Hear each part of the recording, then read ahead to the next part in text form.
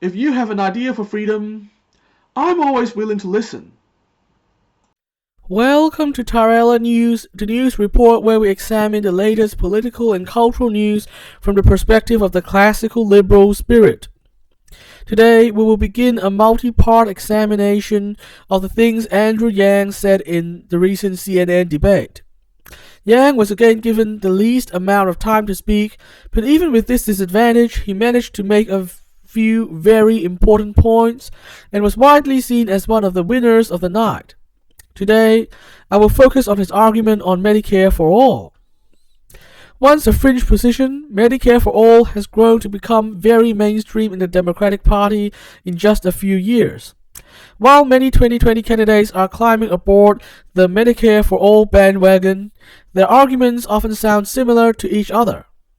There's the humanitarian argument, the economic efficiency argument, and the argument that big pharma and the healthcare industry shouldn't be able to profit off sick people while putting their health at risk. While all these arguments are valid and important, there's something missing.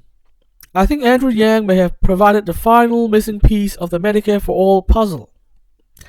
Basically, Yang argued for Medicare for All from the perspective of the business environment.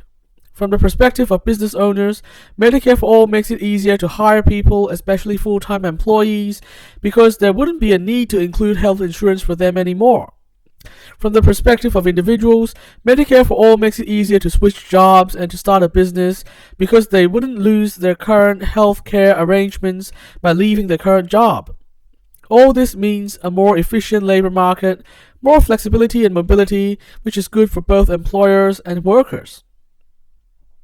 I think the point about Medicare for All removing a big barrier for those wanting to start a business was an especially important one. Something many people have forgotten is that a big part of the classical liberal vision was that the market would have low barriers to entry so that it would be feasible for most individuals to save enough to start a business before they were too old.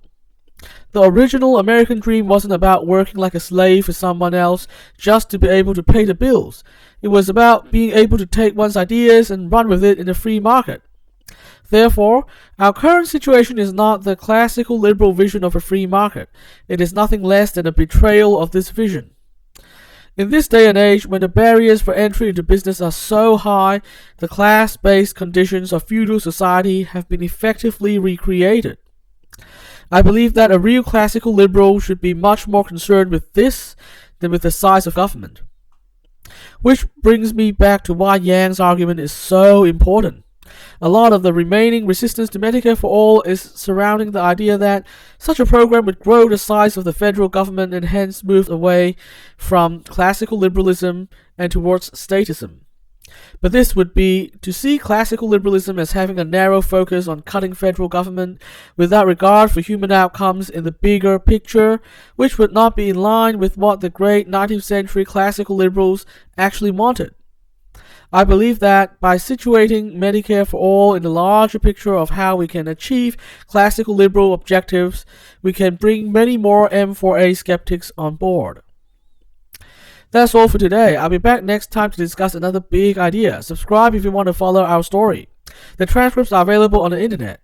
And remember to resist the hive mind and stay individualistic. The world depends on it.